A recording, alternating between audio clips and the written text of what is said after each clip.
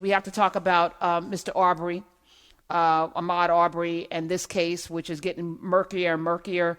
Now, another prosecutor has recused himself, and it looks like there's going to be a black woman, Joyette Holmes, the district attorney in Cobb County, former judge. She reportedly will be formally appointed today to take over. She might have been appointed already to take over prosecuting this case. She's a Republican who was selected by Georgia Governor Brian Kemp. I'm just putting that out there. I don't know if this means that Mr. Arbery and his family and all of Georgia and all black people are going to get justice, because this is not just about him. So I have not watched the video. I'm not going to watch the video. But this is a microcosm of what continues to happen in America, and that has happened most recently, and we can go all the way back.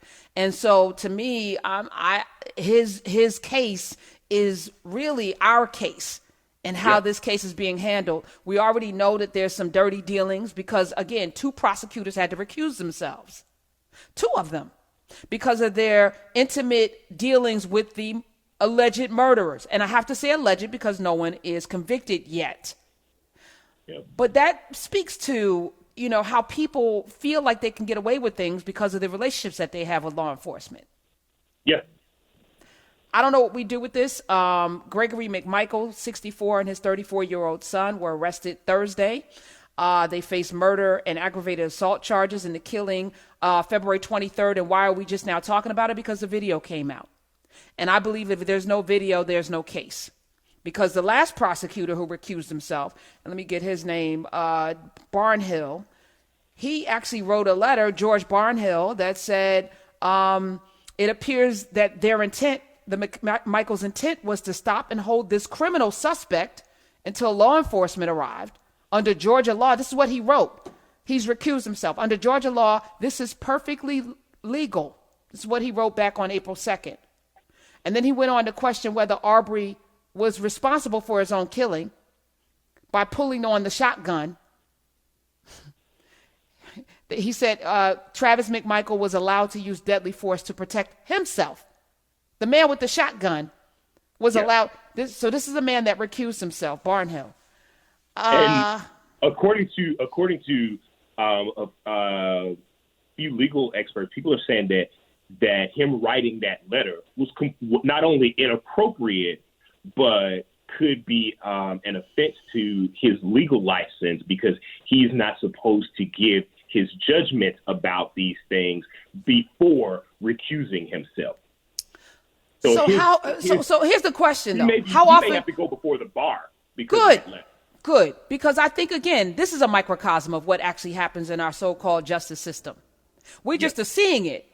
If not for the video, and by the way, the man that shot the video is getting death threats and being harassed. He said he recorded the video, which showed these 2 people, these 2 cretins killing 25-year-old Ahmaud Arbery. And I don't give a damn if he was jogging. Let me tell you how many times, because I like to look canvas for property. I have driven up. There's this beautiful mansion that's called the Bamberger Mansion in my neighborhood. I have driven onto that property, gotten out of my car, looked in the windows, walked the grounds, just to see what because that's what you do. You're interested in new development. I've driven through new development. I have gotten out of my car, walked. I know I'm trespassing. I know that I am, but I know that I'm not doing anything nefarious. I've done this before. And at the very least, even if he did take something, it doesn't mean that he should lose his life. It doesn't mean that he should die. And those 2 people who, if I'm reading everything I'm reading, called like George Zimmerman and were told not to engage. Yeah. You are not a citizen's but there's more to this, which we all know. So this is the other thing. The man that his name is William Roddy Bryan said he was completely shocked when he witnessed this killing, which again took place February 23rd. Why are we just now seeing this? Why are we just now hearing about it? Because of the video. Yeah. No video, no case, I believe. Make no mistake that this didn't go to arrest because law enforcement saw the video. This went to arrest because we, the people, saw the video. Right? Because they had the video. They knew this video existed. Come on. We, the people, saw the video, and we, the people, cut the hell up, which is we should take as an implication of our power when we speak up too, and when we start to ask questions and demand questions and carry the stories of slain Black people on our shoulders. And I'm not going to say on our backs, but we should still carry the names of slain Black people on our shoulders until somebody says something about it. We should continue to do that, because I can tell you right now that there's no way that this gets to the point where it is now, where all of these people are actually disclosing their relationships with these accused folks. It wouldn't get there if there wasn't this much attention on it. And we're good at attention, Black folks.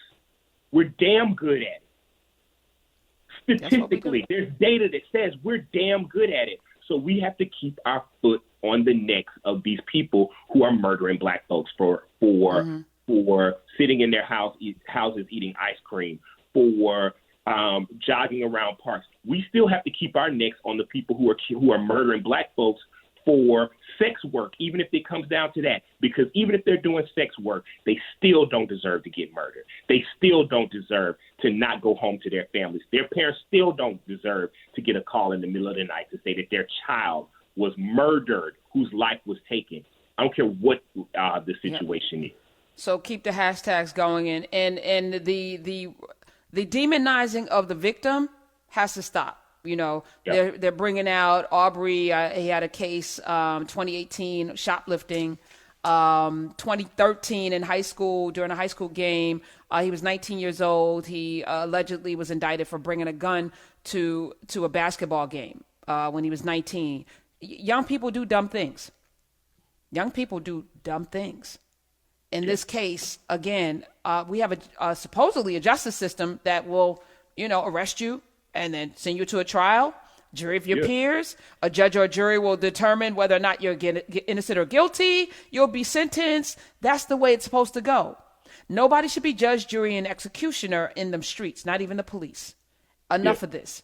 But there's a responsibility, Drew, that you're speaking of, for us to not get fatigued. And I can't watch the video because I just can't. There's a limited amount of bandwidth, and I think that you need to take your own temperature about whether or not your spirit can ingest all of these snuff films, because that's what they are. But the premise and the action can happen without watching the video, which is what I think using this platform to do that.